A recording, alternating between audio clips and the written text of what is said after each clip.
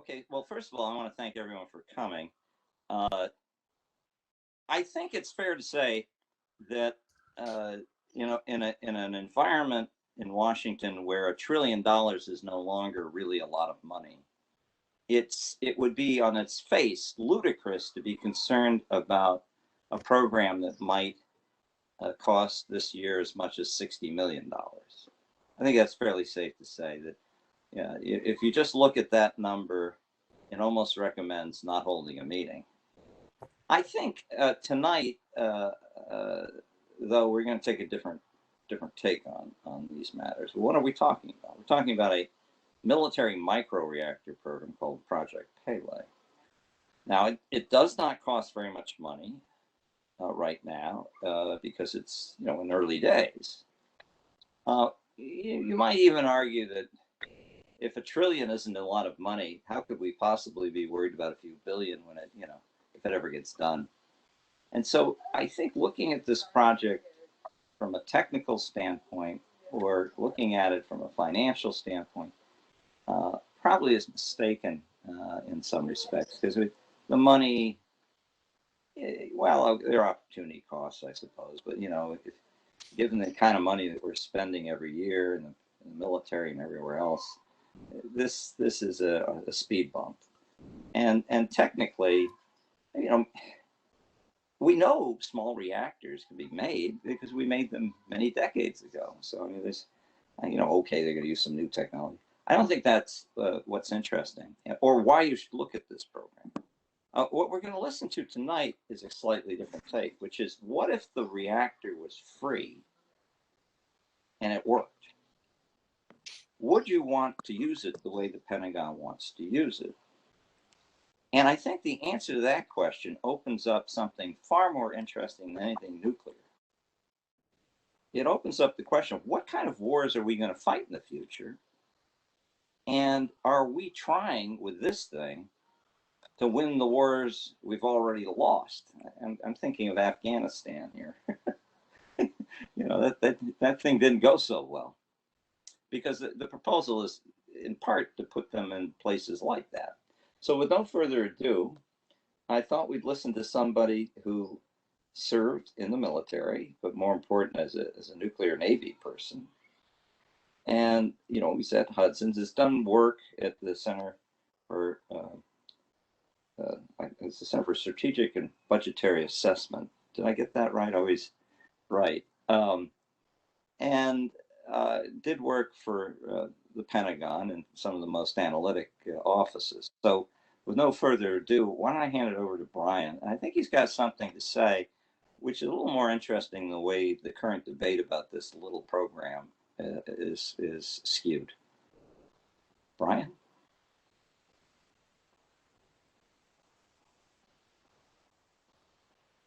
You may want to unmute yourself. Yes, there's a little button. Yeah, the button ran away from me, and then I had to find it again. So thanks, Henry. So Henry and I worked on this op-ed that he had sent out to everybody in advance of today's talk. And as Henry said, I'm a retired Navy nuclear submariner. I spend most of my time working on the nuclear side of submarine land, both as an enlisted person and as an officer. So I've got a lot of experience in nuclear power. And so this reactor technology was briefed to me when when it was first being developed in SCO, Strategic Capabilities Office over in OSD. And I thought it was problematic when they briefed it to me just based on my experience. But as Henry said, these are technologies that have been around for a long time. It's not a new thing to try to have a mobile nuclear reactor. But like he said, I think the use case is the thing that becomes the most challenging for it and draws into question even the context or the scenario or the war that we think we would want to employ this in. And are we walking ourselves into a situation where we're fighting yesterday's wars or preparing to fight them instead of preparing for tomorrow's confrontations?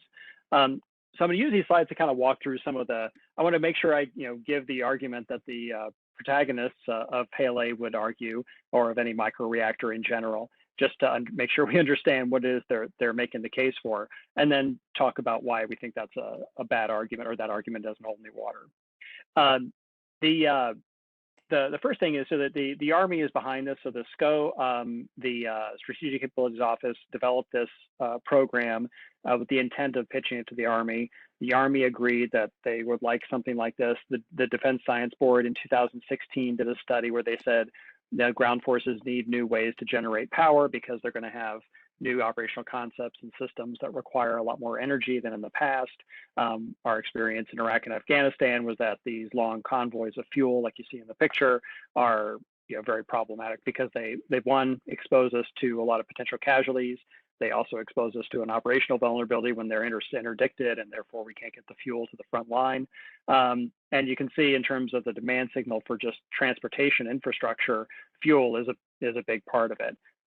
So they saw lots of benefits in trying to do power generation at the edge as opposed to doing it, using something like a nuclear reactor rather than doing it using fuel that requires transportation over long distances. But this brings into question, well, what kind of fight do we think we're going to be able to really do this in? So thinking about, the CENTCOM theater, where we spent a lot of time over the last 20 years now,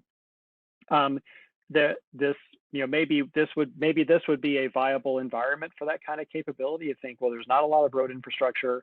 There's a lot of vulnerability to convoys transporting fuel over these distances, and there's no grid that you can tap into to take advantage of. So you have to generate all your own power.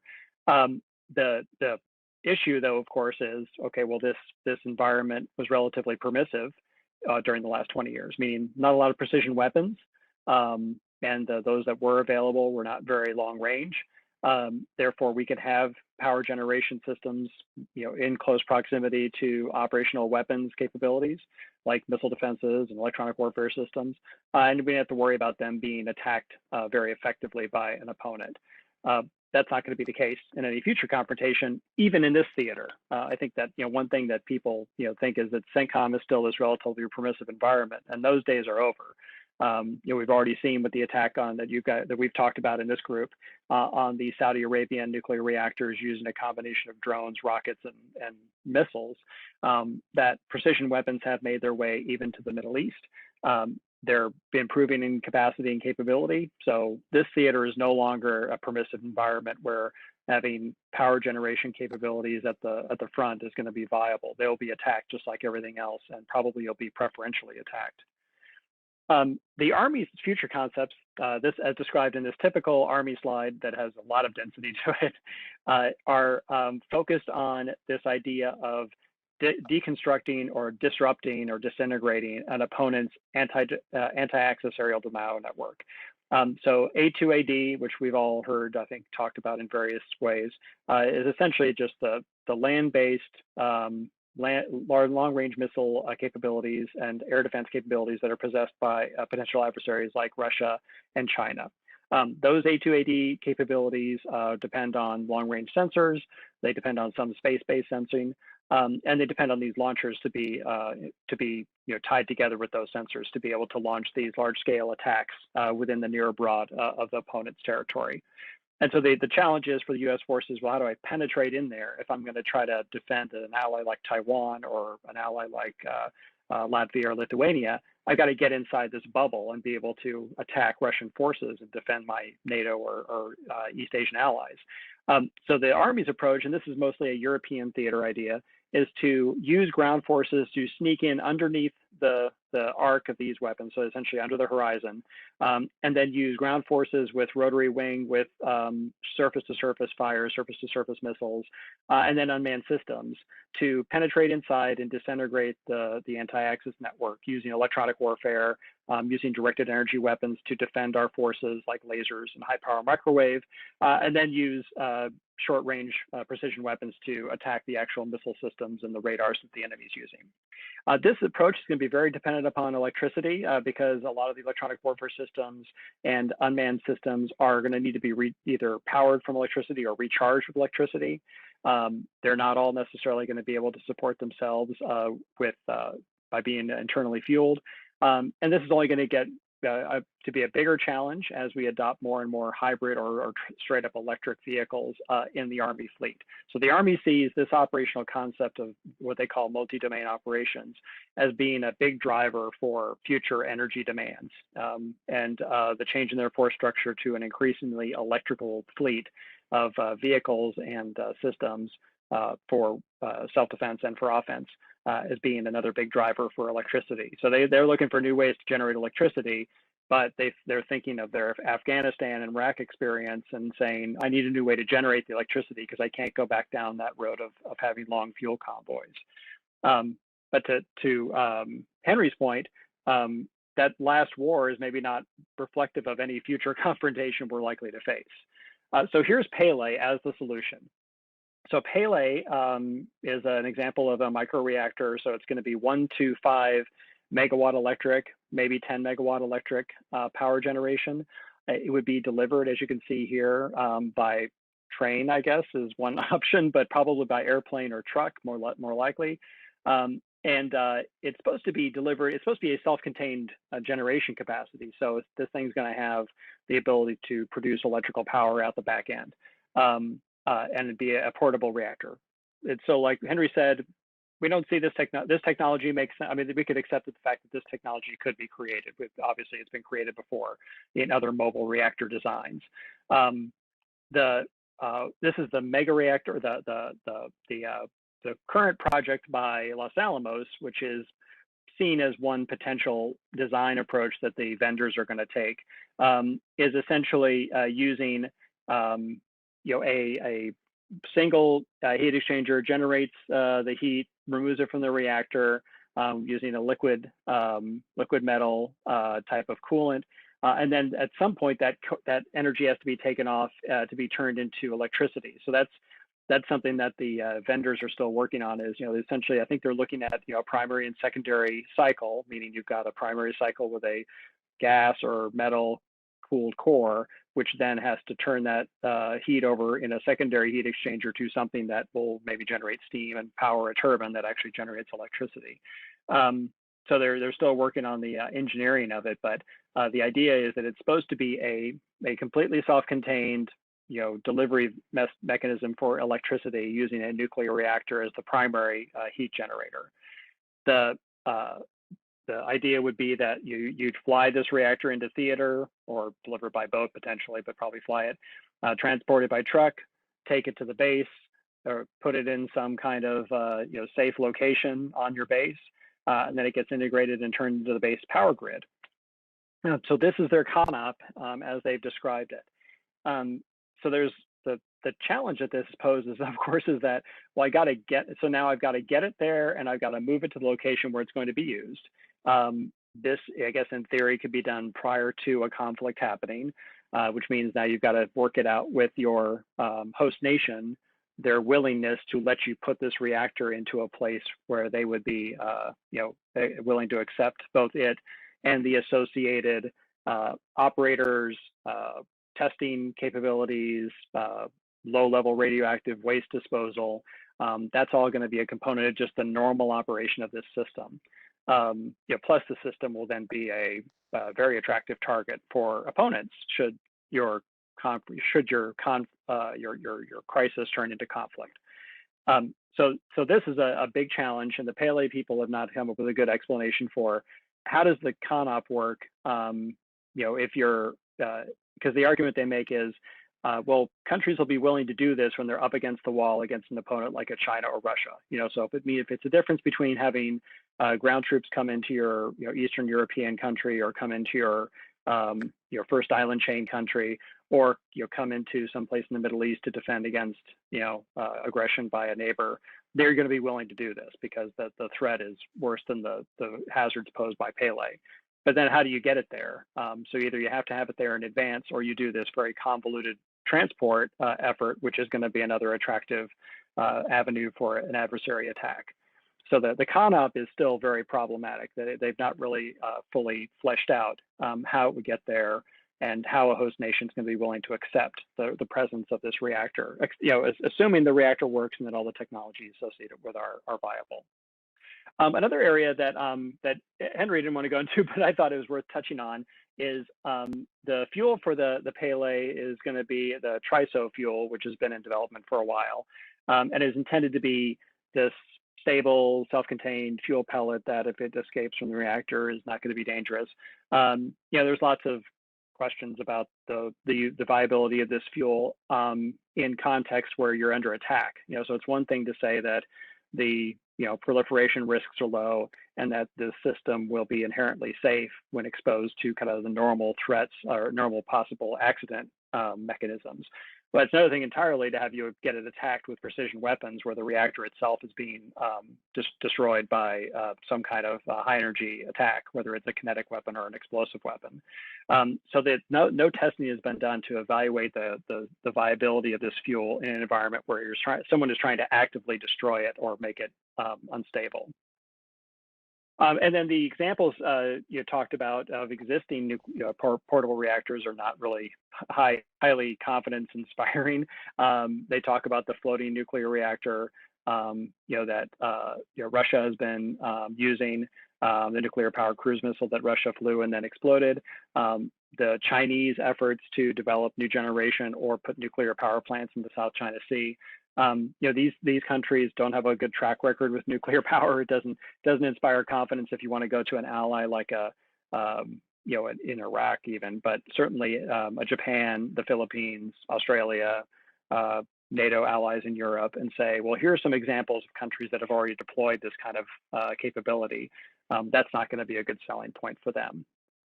And so the bigger problem is just the use case doesn't make sense in the threat environment that exists today. So, back when this would have been useful in 2007, 2008 in Iraq, there wasn't a lot of precision weapons.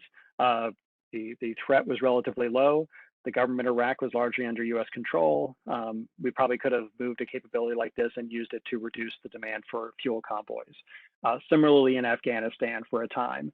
Now, though, the presence of precision weapons is so prevalent that there's almost no place where you can put this and have it be operationally relevant and not be exposed to large numbers of precision weapons. So this is just to show when we're talking about using these reactors potentially in confrontation against China, the reach of Chinese weapons and the airplanes that can deliver additional weapons extends way out into the Western Pacific. So there's not a sanctuary from which we can operate these systems. And these rings reach all the way down to Northern Australia very easily. When it comes to the Korea context, you can see here, North Korea has a lot of precision weapons. They can range the entire Korean peninsula. You could argue that their systems are not as precise as the Chinese systems, which is probably true, but they're numerous and they would be willing to employ them very aggressively, maybe more aggressively than the Chinese would. So those precision weapons are a challenge. In Western Europe, you've got the Russians who, with the addition of Kaliningrad, with Crimea, and with Syria, can easily range all the way into Central Europe with missiles, and then beyond that with airplanes carrying missiles. So the precision weapon threat posed by China and Russia and North Korea is such that we're not going to have a sanctuary where it makes sense to have this system deployed, and that to have it deployed in allied countries is probably not going to be viable. Allies are going to be unwilling to introduce this system into their territory when it's going to be an attractive target for an opponent. The fuel might cause lots of nuclear problems, and even just the day-to-day operation of the system will create resistance on their population, as well as low-level nuclear waste that has to be disposed of somehow. And just to build on this idea of the threat, if you look at the total payload deliverable by China, and this is an underestimate because the more recent intelligence estimates, some of which are classified, make this a lot higher. So if we just use a conservative estimate based on open source, of last year, you get a pretty high amount of missile payload. This is just missiles that can be deployed from mainland China against territories around China. But you can see that they can range, well out to Tokyo and beyond. With their cruise and ballistic missiles. And if you just increase the kgs from here, probably by another 50%, you can see where they're going to be in the next couple of years. And then beyond that, the threat expands dramatically when you think about using aircraft to deliver weapons. And the Chinese have invested heavily in their Air Force to be able to improve its capacity for delivering precision weapons, particularly precision missiles. And so if you think about, this is just one class, or I guess two classes of airplanes, two strike fighter type classes. So this Air Force strike capacity diagram doesn't even include the biggest bombers that the PLAAF has. This is just the PLA Air Force's strike fighters and what they could deliver each day. And so it's a pretty sizable amount of weapons. So having anything within 1,000 miles, 1,500 miles of mainland China is not going to be viable in a future confrontation if they intend to go after that target. And this would be an attractive target. So so to sum up, and we can obviously to introduce the discussion, we think the use case is flawed from an operational perspective. You know, this system provides you a relatively modest improvement in your energy footprint, your demand for convoys and fuel, while also not delivering necessarily a viable capability, because you're going to be faced with the precision weapons threat and the resistance of allies to hosting this on their territory. And so it draws into question, well, what were we thinking this is going to help us fight? And it's unclear at this point. And I think Henry can weigh in with some of the thoughts as to what the motivations are for why the Department of Defense is pursuing this, along with its partners in NASA and in the DOE. So Henry, I'll turn it over to you.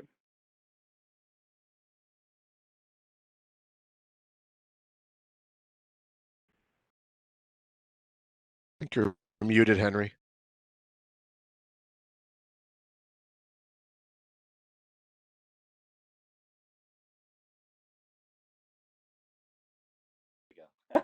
I'm sorry.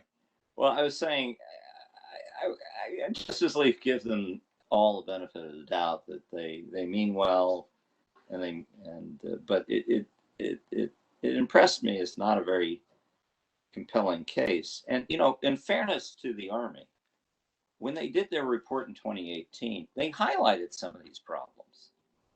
I mean, you know, it wasn't as though they're, you know, low IQ or anything like that.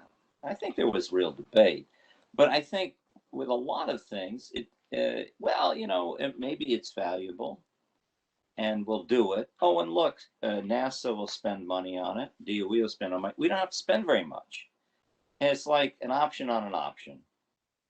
But I think if it was just that, you know, as I say, I always like saying waste is what made this country great.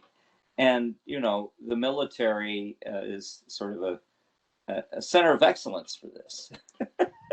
I mean, you know, there isn't anything probably much more wasteful than a military unit. You know, I mean, it doesn't generally serve you coffee or food. I mean, it just absorbs your cash and turns it into weapons that, with any luck, won't be used. You know, I mean, so in a sense, it's wasteful. But I think it isn't just waste. I think what worries me about Pele is it reinforces, I think, false consciousness about the threats we face conventionally. And I think that's what's more dangerous about it. I mean, it reminds me in a way of, it's kind of like a land-based atomic airplane. You know, we had this concept in the 50s that wouldn't it be great if we could have an airplane that flew around all the time? Actually, the short answer is it wouldn't have been great. And the reason it wouldn't have been is we couldn't acquire targets up there, even if it worked. Particularly mobile ones. And so it was a little half-baked. It also presumed that that was the way to get survivability, instead of doing it, at least in the 50s, 60s, and 70s, a much more economical way, which is hardening a silo. That was a much more economical and more stable way to do things. I think this has the same kind of weird taste in the mouth, that it's a technical fix for an inchoate problem that hasn't been thought out properly. And I think that it reinforces that vagueness about what kinds of conflicts make sense for us to get into and which ones we can win, that is actually quite dangerous. I mean, I don't know. You know, it's a funny word to use for such a small, conceptual little program, but I actually see it that way. And I think, you know, we need to start thinking more clearly about how much we can afford to put, you know, fixed targets very close to other people's precision standoff weapons. I think the case is very weak. Now, there's a big debate. You can read about this. Someone who I respect immensely, Congressman Gallagher, wants us to put not Pele, but missiles very close or close enough or within range of Chinese missiles to show that, well, we have resolve. Well, you know, maybe he's right. But, you know, there are examples historically where we did things like that. It was called Pearl Harbor and Hickam Airfield. That didn't end up so well. It invited an attack. It did not deter it. So, you know, you want to get these little things that may not, you know, look quite right. I don't think we should be so tolerant of them if they're avoiding really big issues and backing into those briefs. Now, also, I will now impugn the motives of some of the people who are backing this program. I think it's very weird to have the U.S. Army get involved in trying to build or be part of an effort to build something, and have the NRC work with DOE in a kind of licensing effort that's not really as rigorous as in the civil sector, and then argue literally in their own documents that one of the benefits of the program is, oh, well, you can deploy this for civil purposes in the United States. That is not what we really ought to be using the military for. It's kind of like that biofuels program they had, you know, where they're going to fly jet airplanes with biofuels, and they were going to drive down the price, and then you could use it. Well, that didn't work out, but this is a little more dangerous. I'm done. I mean, I could go on, but I think I'm ranting at this point. So a couple of things that I didn't bring up, you know, because I was focusing on the immediate problem, was, well, what are some other solutions? And so $60 million, even though it's not a lot of money in terms of their Army's top line or DoD's top line, that's a lot of money when it comes to R&D efforts, particularly if they're done in the civilian sector. I mean, if you think the X Prize of, you know, a couple of years ago, that was $10 million that you know, was awarded to the winner of that. Similar prizes today are in the same kind of $10 to $30 million price range, and those are considered huge awards that, you know, universities and teams will, you know, invest a lot of money to go after. We could take this $60 million and create a challenge for folks to come up against and come up with new ways to generate the required power on the edge, or in a way that reduces the demand on you know, fuel infrastructure or convoys, and get, you know, some alternative approaches, because you know, the reactor is just the most simplistic, you know, kind of legacy technology way of doing this, when there's a lot of other ways to generate 10 megawatt electric at the tip of the spear, if you will, that may not involve all generation. It might also involve power management, efficiencies, you know, self-generation of capacity. You know, the Navy's looking at a lot of these options when it comes to their undersea vehicles, because they understand the challenges of putting nuclear power on a lot of unmanned stuff. So we're already seeing there's going to be some innovation in this area, and the DoD seems to be uninterested in pursuing that, and instead dumping all this money into this single program when there could be a lot more effective alternatives out there. By the way, I think that model is worth talking about. I mean, this is something that, you know, I think you asked me, well, what the hell do we offer them as an alternative? Well, you know, the prize idea. DARPA does use that, you know.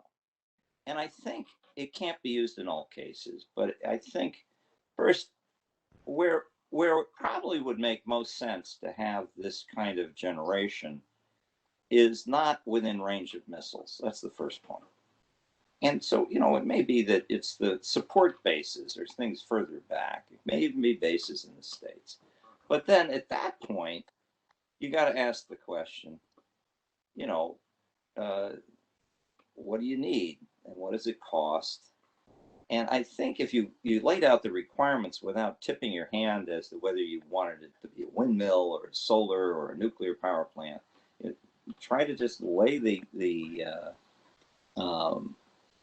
attributes of the system and what it needs to do.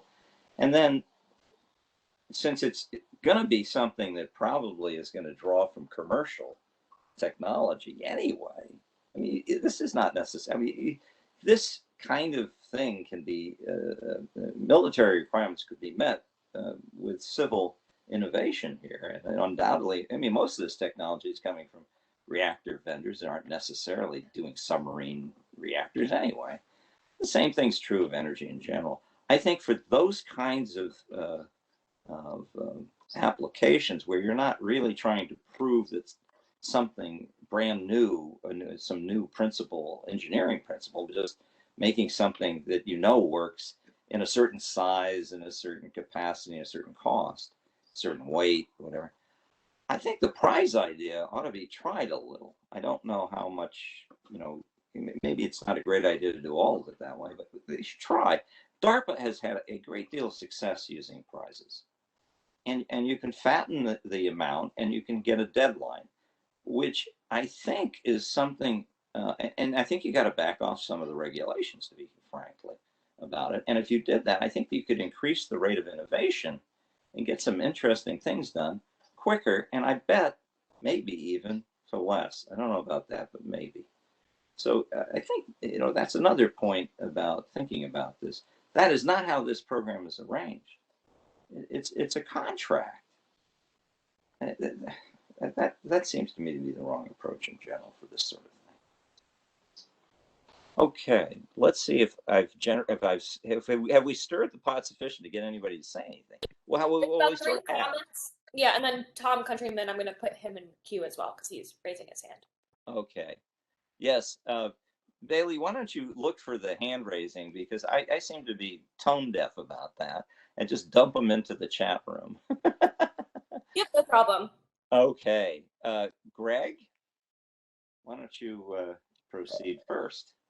Well, I'm just asked whether they're planning to have a divining rod program to match the nuclear, because on your chart, it was actually water was more than what they needed than fuel. Now, maybe they're planning their next war in Vietnam or someplace where they can just collect it. But, in the Middle East, I don't know how they're going to solve the water issue with these nuclear reactors.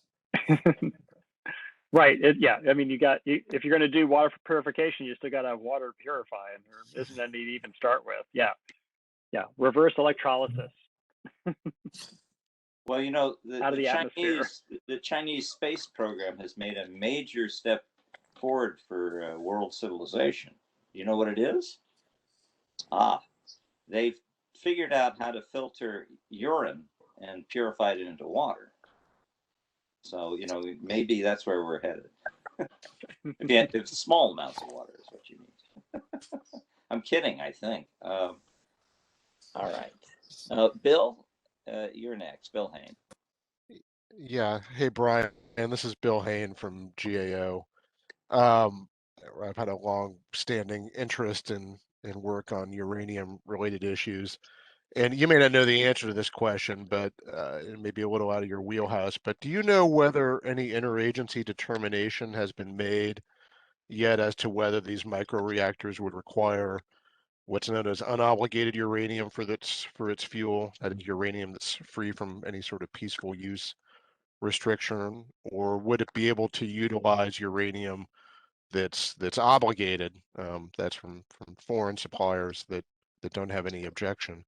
And I ask because when we last probed this issue with NNSA and state about 6 months ago, 12 months ago, we were told that there had not yet been any sort of interagency determination with respect to the origin of the uranium. Right. But this obviously has significant implications, in part because DOE's decision, the Office of Nuclear Energy at DOE's decision to invest in the Centrus Large Centrifuge demonstration program was premised on the need that DoD microreactors would require fuel that's unobligated. So just wanted to probe your understanding of that issue and where things stand, because, as I said, when we last delved into it, that we got a lot of very uncertain answers on this question. And I guess I could see. Well, anyway, I'll stop talking and kind of let you answer.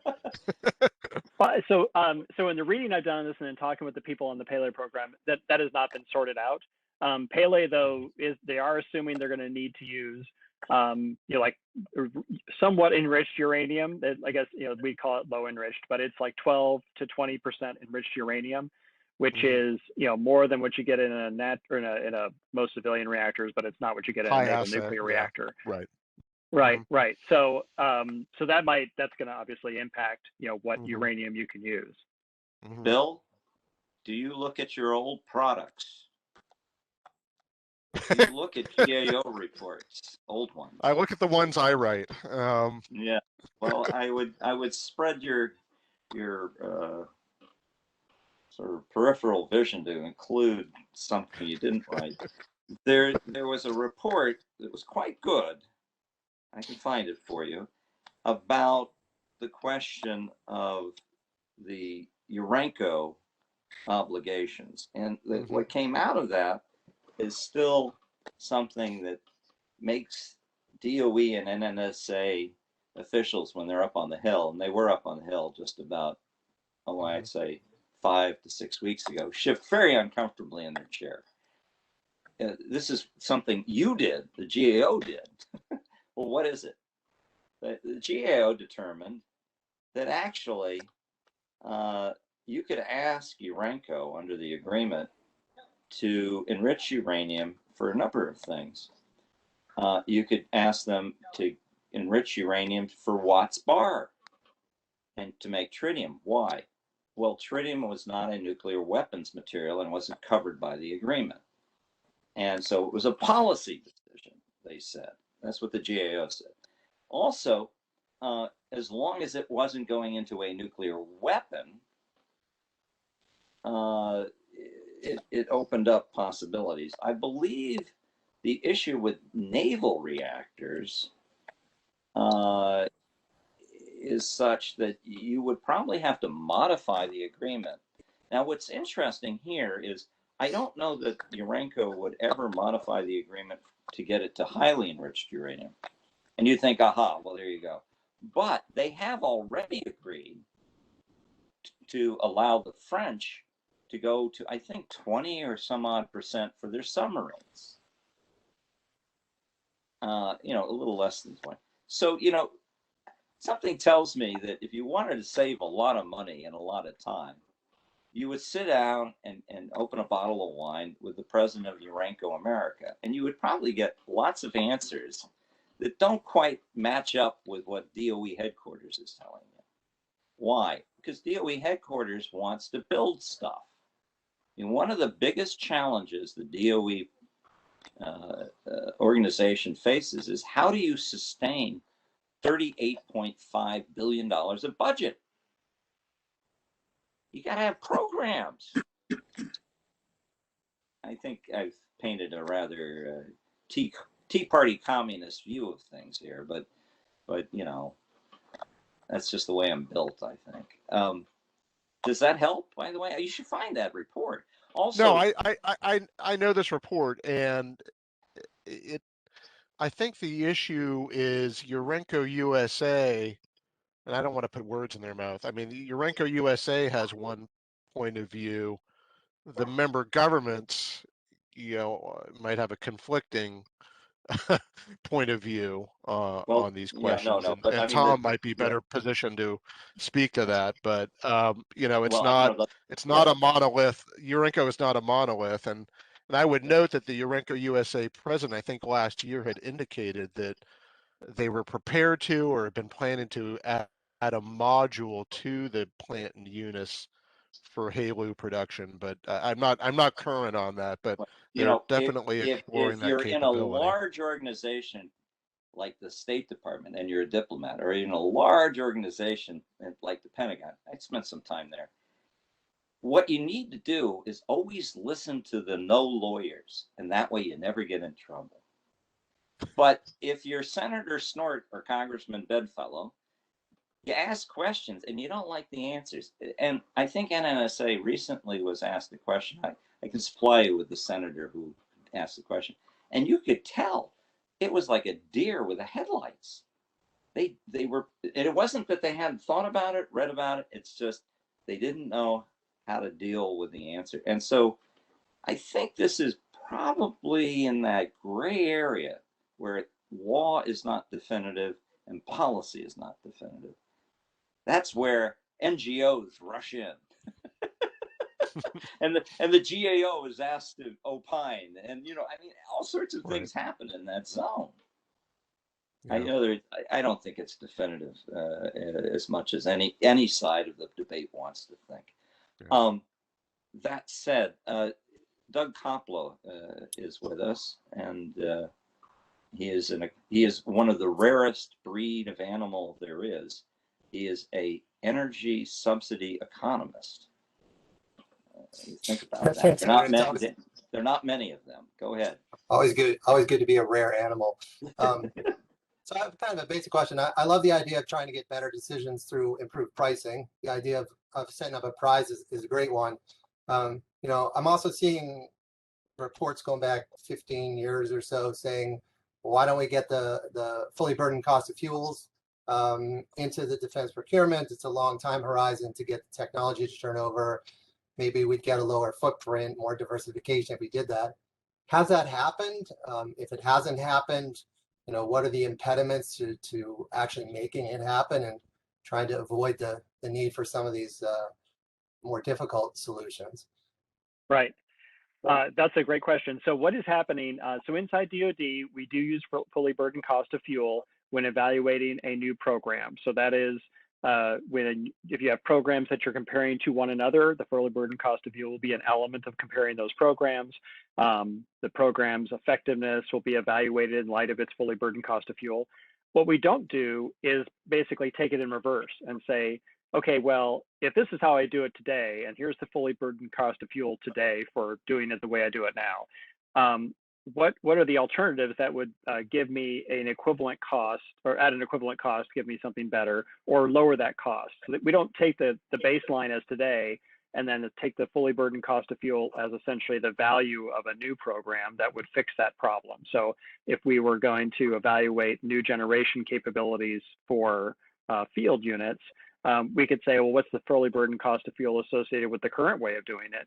And then say, well, anything that costs this much or less, you know, might be an improvement on the current way of doing it. So we don't take it in reverse and use the fully burdened cost of fuel to do a value-based assessment of new programs. We instead use it just to do a cost-based assessment of existing or planned programs. That which is a missed opportunity, right? Because you could see all kinds of ways that the value-based approach might open the aperture to some new technologies that you know, might be more expensive than Pele, but would be less dangerous and more likely to get accepted by allies because they still solve the fuel problem, you know, but they don't do it with nuclear power. But yeah, using fully burdened cost of fuel to drive basically to set the amount of money you're willing to pay for a solution as opposed to using it to compare existing solutions, I think would be a good thing to do. Yes. Tom, you had a comment or question? One of each. Okay, shoot. My comment is close to your thinking, Henry, that you got to be suspicious of the origin. I detect in this administration a fascination to the point of speculative mania about the market for small modular reactors and the potential they offer to reestablish the United States as the leader in civil nuclear technology. It is, of course, at the moment, highly dependent upon government subsidy in order to get started. Perhaps not as highly dependent as the still more questionable technologies that involve reprocessing and plutonium or high enriched uranium fuels. But it's understandable how bureaucracies can work together and how they are capable of selling this to an administration focused on climate change in a way that is even more persuasive than it was to the previous administration. So I kind of predict there will be a moment, if we get one of these Pele's built, at which the Department of Energy and maybe NASA, but certainly the private sector, will be pushing DoD to deploy it somewhere to demonstrate its value. So that's the comment. The question is this, and I liked what you said, Bryan, about thinking backwards on some issues. I don't know if DoD has a term for what I would call a retrospective war game, a simulation in reverse. And the question that I wonder if anybody has asked is, can you do a war game where you go back to 2005 or 2003 and say, gee, if we had one of these then, how would we have used it? And how would that have shifted the dynamic of the US occupation of Iraq? Would it have solved any problems? And you've got to have some critical thinking in there. What new problems would it have created? It's easy to convince me just with the missile slides that you don't want to put this anywhere in the Middle East, anywhere close to China and Russia. If we decide to invade Paraguay, it might be a great option. But did anybody ask that question? How would this have solved or contributed to a better outcome in Iraq? Yeah, that's a good point. And so when you look at there's two relevant studies. So the National Academy of Sciences did a study looking at operational energy needs for deployed forces. I talked to one of the guys who worked on that. And then also the Defense Science Board did a study looking at operational energy needs for ground forces. Neither one of those studies introduced a Pele-like capability and said, well, what would change if we actually had this? They both basically identified a capability gap. And so instead of taking it in reverse and saying essentially, okay, well, what if this capability was out there? What would be the gaps what new gaps would result? What gaps would be solved?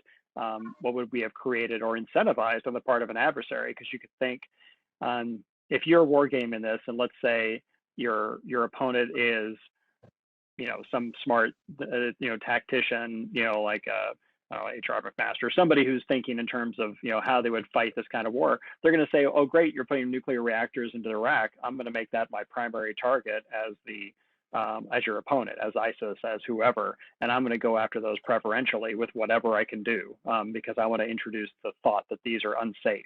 So you could see that being the way it plays out. But I think that's a terrific idea, just to say, even in what we consider to be probably the most advantageous situation, no precision weapons, high energy demands, big challenges involved with fuel movement. If it doesn't help in an Iraq type scenario, then you really have to question, the use case in any event. So I think that's a great point. And just to reinforce your earlier point, Tom,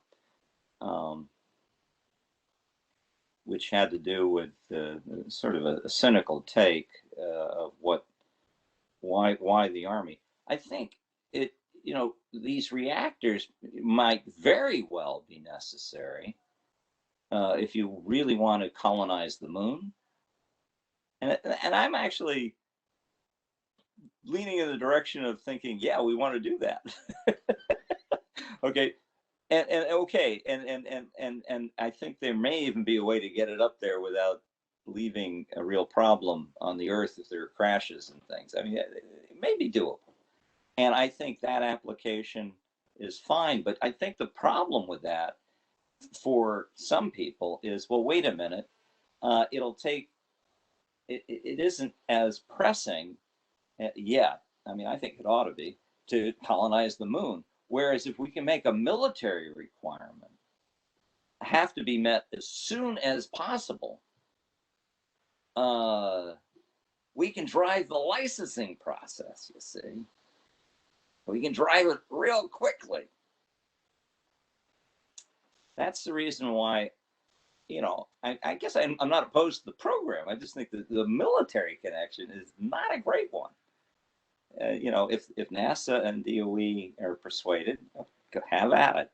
I think this is not the right venue to be pushing it in, the military one. That I guess is the sense. Now, there was a really good question Bill Hain had, and so Bill, why don't you pick up? Yeah, I'm sorry to hog the question time here, but it also no, it was a occurred to good me, question. Go ahead. Bryan, if you mentioned, and maybe you alluded to this and I missed it, but do you have any sense of whether the Army or whichever services utilize micro-reactors would have to create a new military occupational specialty of some sort for operating Right. such units? And do we have any sense of how long that would take? What kind of professional training, education, et cetera, requirements? Because the Army's been out of the nuclear business for a long time, and I don't know how you reestablish that competency. It's certainly not something that would happen, overnight. Yeah, absolutely. And both the studies that address this talk about the need to establish that set of competencies, that set of organizational, the organizational construct, the personnel, the training, the whole,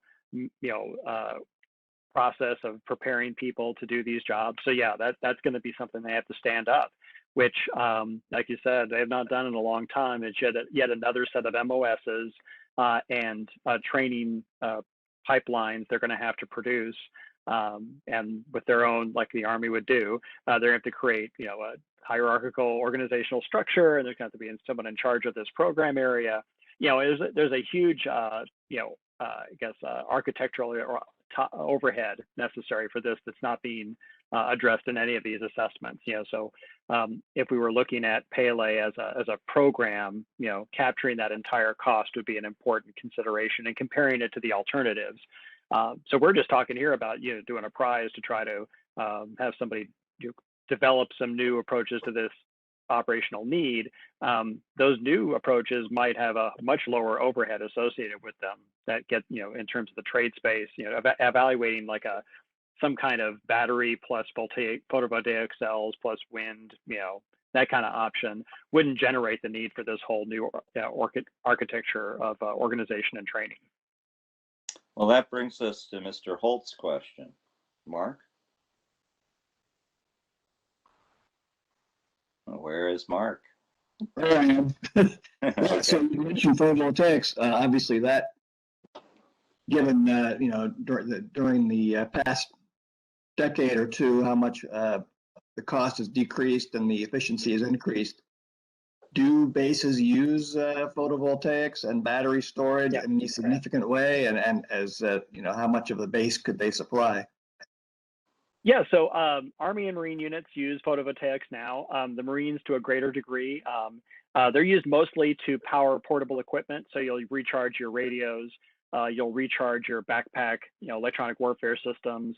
So that's they might use them to recharge hybrid electric vehicles. That's something that's kind of in the demonstration phase right now. There are some bases that do photovoltaic power generation. NAS China Lake, I think, has a big photovoltaic array. There's a couple other bases that have those as well. Yeah, so that's beginning to emerge. I think the pushback on photovoltaics is, well, if I'm an expeditionary unit or I'm on a FOB somewhere, how much capacity can I really generate? So that's why I think we're probably looking at the alternatives to Pele are going to be some combination of photovoltaics with batteries that are recharged at some rear location and brought forward. I mean, you could come up with a CONOP that might deliver the equivalent power, or the power that you need rather, compared to Pele, but it's going to have to be some system of systems rather than just a couple of Connex boxes with a nuclear reactor in it. But yeah, photovoltaics are being used today. The issue is they need to get even more efficient to be able to generate the kind of power they need in the form factor that is going to make sense for these Army and Marine units. Yeah, what I saw for Pele was it needed at least 3 shipping containers, right. 1 for the reactor and 2 for the other components. Right. So I was imagining a whole bunch of solar panels loaded into however many shipping containers you would need, and that would be your comparison.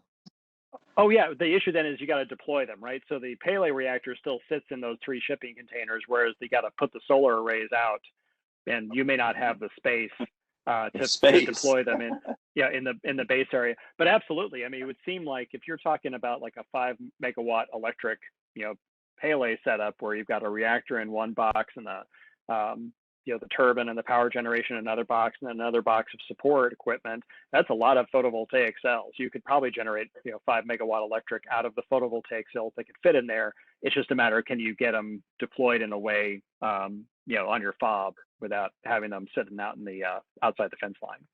Mark, I think what we're hearing is what we need to start thinking about, which is if our defense of our friends and our interests requires permanent bases close to the edge of battle, the game may be over. We may need to now start thinking about how to project force and influence events without having permanent forward bases, but highly mobile and very temporary insertions of material and men and women fighting and then getting the heck out. I mean, it boggles the mind what that is, but I think we're talking about that as much as these darn reactors are energy sources. Well, Henry, that's an argument for the Air Force, and so the Army is not going to buy what you're saying. Well, we do have to figure out what the Army generally occupies after a war. So I mean, there are missions, but you are talking. I mean, we had a speaker who tried to explain that missiles meant that we probably had to get rid of the 3 services and we needed 1 service. I mean, we're talking about moving the fireplace, not rearranging the drapes. And I think what's dangerous about this Pele thing is it makes it sound like it's a drape issue instead of a fireplace issue. And we're losing the plot by focusing on these distractions. I think we have to figure out how do we protect and inject force at great distances in hostile environments. The way we have been doing it produces Afghanistan's and Vietnam's. Oh, I think there's going to be an argument. There's an argument to be made for the fact that we might need to put Marines into the first island chain to help defend or to be able to launch attacks from places like the Southwest Islands of Japan, in concert with Japanese Marines. Yeah, so there's not a really strong power grid down there. So you'd say, okay, well, I need some ability to have expeditionary power generation. But Pele is probably not a viable solution for that environment. And the Japanese aren't going to be willing to accept Pele operating day to day in their territory. Ideally, similar to Australia. You want it to be something that could be hit and you can survive, or that you can move around. And right. And that is not what those things are. Right. But the same thing in Northern Australia. Northern Australia is the bases that are up there are bare bases. They have very little infrastructure, almost no power generation on a lot of them. So if you're going to operate out of Northern Australia in a confrontation against China, you're faced with this same problem. You have precision weapons that are going to be able to reach you. You need power generation. We need an alternative because Australia is not going to be willing to accept Pele. There's a very strong anti-nuclear movement. There's no nuclear reactors in Australia. They have lots of uranium, but no nuclear reactors. Well, the argument is that everyone will change their mind, as you mentioned, that once they understand this, it's a sales issue, and if you get the sales narrative, right, maybe they might be right. I don't know. Tom, did you have a comment? Oh, wait a minute. I'm sorry, John Germain. I didn't mean to pass over you. Professor Kang. By the way, I have a question about fuel supply problem of the micro-reactor to be deployed in America. I think the America has no enrichment plant to supply ADU fuel at the moment. So the the U.S. military may ask Urenco, to supply the LEU fuel to micro-reactor to be deployed in U.S. military side. If Urenco, could supply the LEU fuel to U.S. military side, then is it possible for Urenco to supply LEU fuel to other countries for the purpose of a military purpose? Well, there was a piece that Victor Galinsky and I wrote, which, like many of our pieces, I have to say was brilliant and generally ignored. I'm sure it had zero impact. But there is a legal issue that Mr. Holt needs to probably write on if the micro-reactor program keeps going. And that is, there is a problem in the International Atomic Energy Agency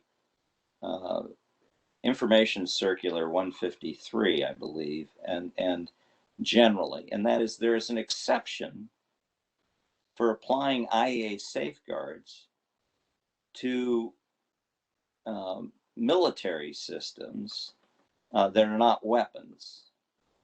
And it was supposed to be just naval reactors, but the language is quite neutral, and it could apply to military reactors. And the mind boggles as to, when or if anyone else will notice this. Because if they did, the Iranians would say, well, we have a military reactor, and we don't want anyone to safeguard it, and we are taking it out of safeguards, much like a naval reactor, which the Brazilians have sort of talked about doing, and you're off and running. And therefore, not only could it be supplied with enriched uranium, it could become the pretext for taking it out of IAEA safeguards, in a manner of speaking. I think the agency would try to do something where they would keep track of the fuel before it went into the military reactor, and there would be, but it would produce an entire cottage industry in legal brief writing, and perhaps temporary duty orders to New York and perhaps Vienna, to write up how this would work. So it's not a crazy question.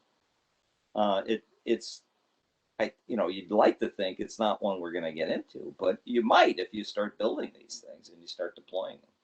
Someone else will say, well, we would like to do that. And we would like to withdraw our machine and the fuel from IAEA safeguards. It's not likely that the United States would willingly say, oh, well, we want the IAEA to come visit these reactors. I don't know if they wrote anything in the Army studies about that. Did they, Bryan? Well, that's indicative. It's not dispositive, but it's indicative. Do you have anything to add to that, Bryan? No, I think that captures it. The Pele program and the studies have not gotten into where the uranium is going to come from. I think the expectation is they would be able to tap into that same fuel supply that the Navy relies on. Obviously the level of enrichment is very different. But yeah, I think that's an open question. And I think it's not trivial. Clearly, they're going to have to get the fuel from somewhere, and there's a lot of controls that might prevent them from doing that as easily as the Pele program briefings imply. Yes.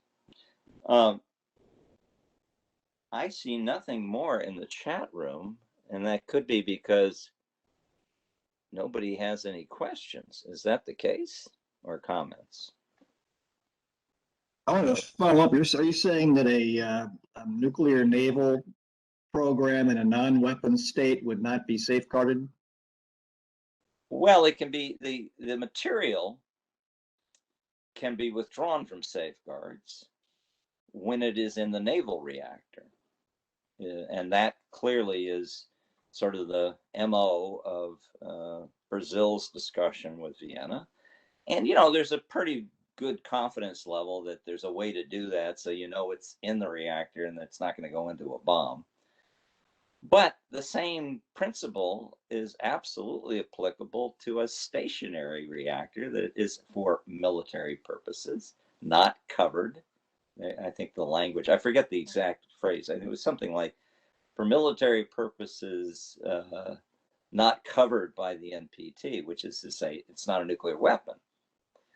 And, well, this would be another case. And so presumably you'd have some kind of arrangement where if you had, let's say someone said, well, I'd really like to have highly enriched uranium in my, land-based reactor, because it'd be a lot smaller and it could have more power, and it really is a great idea. So let me go up to highly enriched uranium. Oh my God, fear and loathing. And then we'll put it in there, and then you can watch us put it in, and you should be fine. Meanwhile, they've got an enrichment plant they've just justified, and they've gone to, all the way up to, 90% or something. And well, we got to accept that because they have a purpose, you see, and it's not illegal. Now, I mean, worrying about all that is getting a little ahead of yourself in this discussion, I think.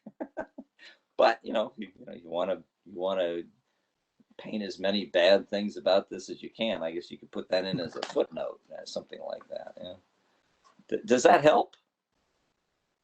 I'm expecting a CRS piece on this immediately. Well, I ask our law division. We do have, I remember, we do have a nice memo that was cited by the House Foreign Affairs that's been used for a long time on the Washington Treaty, how that relates to tritium fuel. So that is out there, so we could build on that possibly. That was Todd Garvey who did that. Well, you give me a call, I'll send you the piece Victor and I wrote about this, legal loophole that could be exploited if we go ahead with small modular military reactors and such. I mean, it's out there as an issue. I don't know how far these programs are going to go. Everybody is. But everybody's supportive of them. Maybe they'll get built. You don't know. It's you shouldn't assume they won't. I think is the way to look at it. I don't. That's the reason we're having this meeting. Right. Now, there is no sin in us shutting down shop early. I'm not going to drag this out. So if everybody is sated, I'll shut it down. I thought actually, Bryan, it was really a very first-rate brief you gave. I like it a lot. And he put the charts together in like zero flat. I mean, if you want a PowerPoint, give him a call. He can produce them in like 20 minutes. Well, I've been thinking about this for a while. So we've been, as you and I know, we've been churning through this for months. So I've had a long time to put thoughts and start putting things together. So it wasn't like I just did it off the fly. No. I all this sitting in a pile somewhere. Look, I'm just telling you. I mean, has PowerPoint will travel. I wanted to since we've got the experts here, what is the future trajectory of this program? Because you've got a new administration. Are they as interested in the old administration? And is there really a plan to produce an actual deployable demonstration anytime soon? So the intent is to continue to develop it. I think this is flying under the radar with the new administration. So it's going to be, they're going to try to sell it because it's going to be an operation or a way of reducing carbon footprint. So it's going to be sold on that basis to the new administration.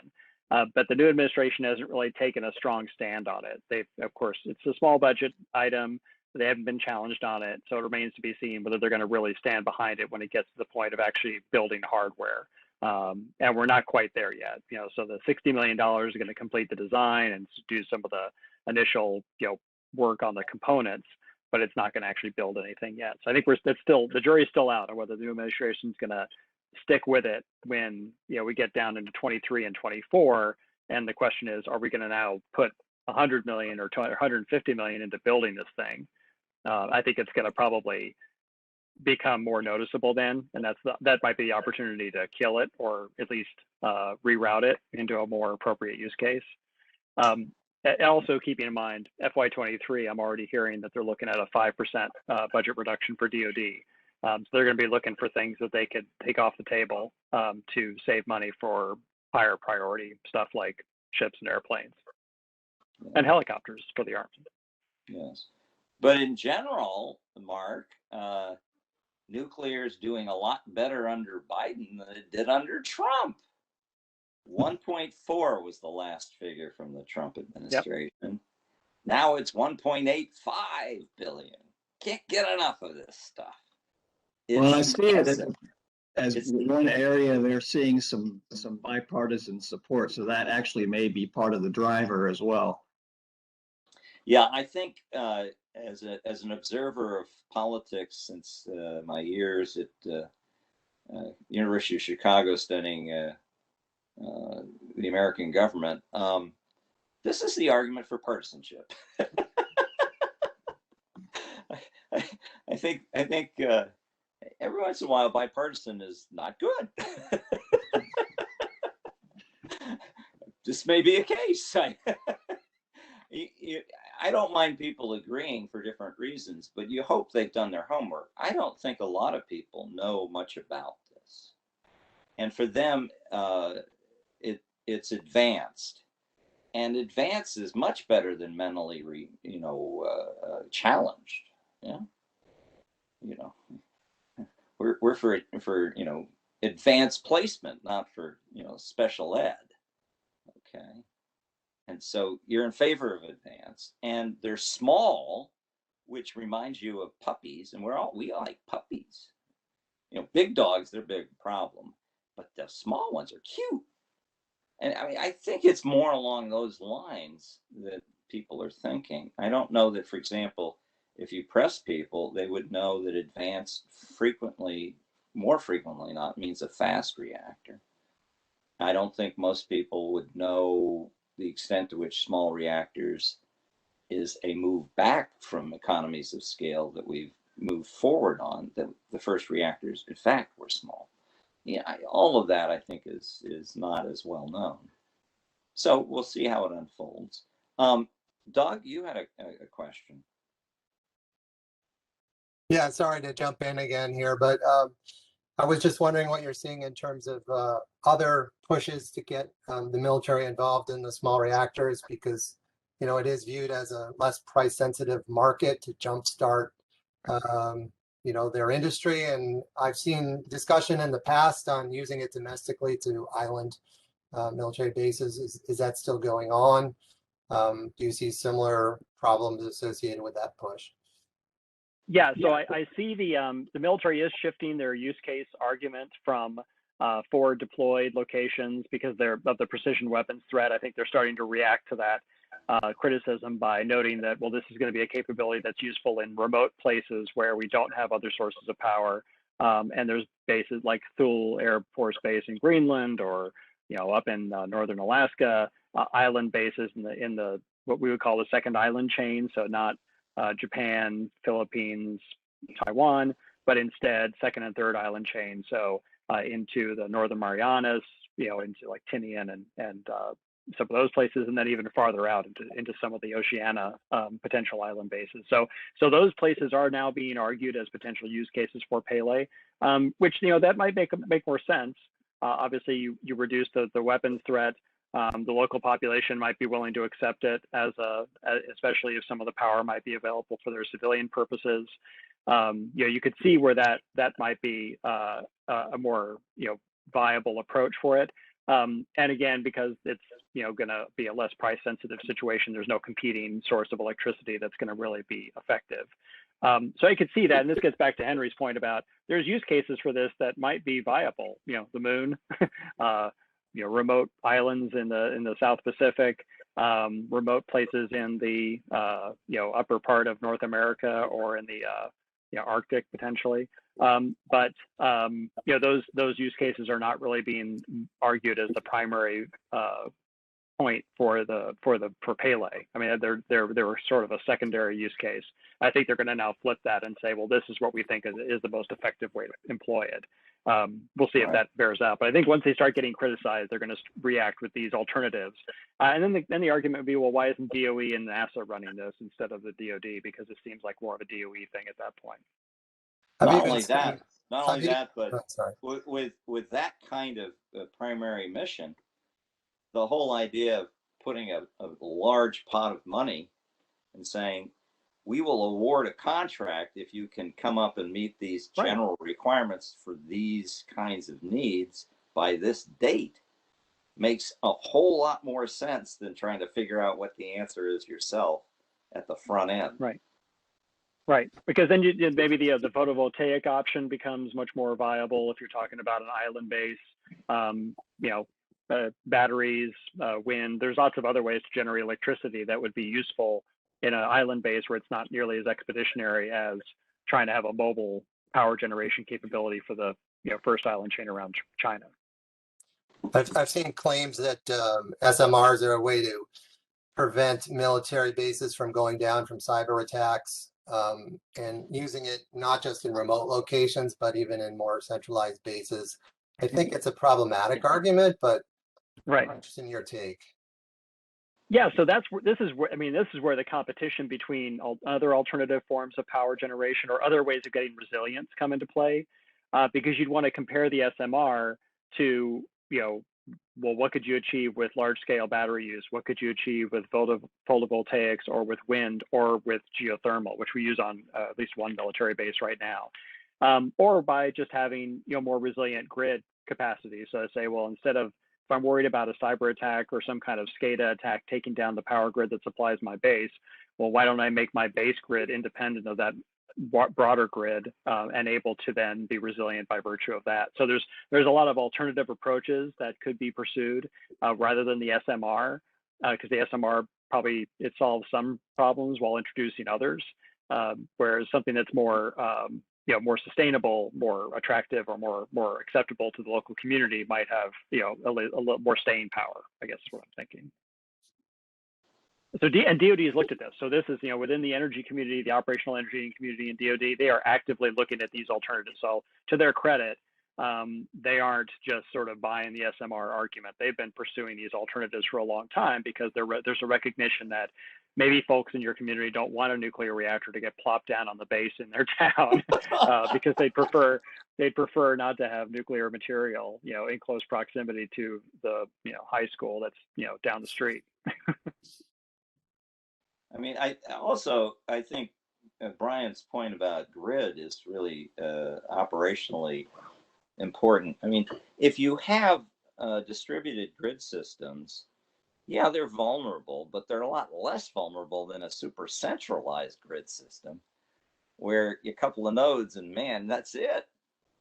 I mean, if we're really serious about resiliency, we ought to be concerned not just about bases in the CONUS situation.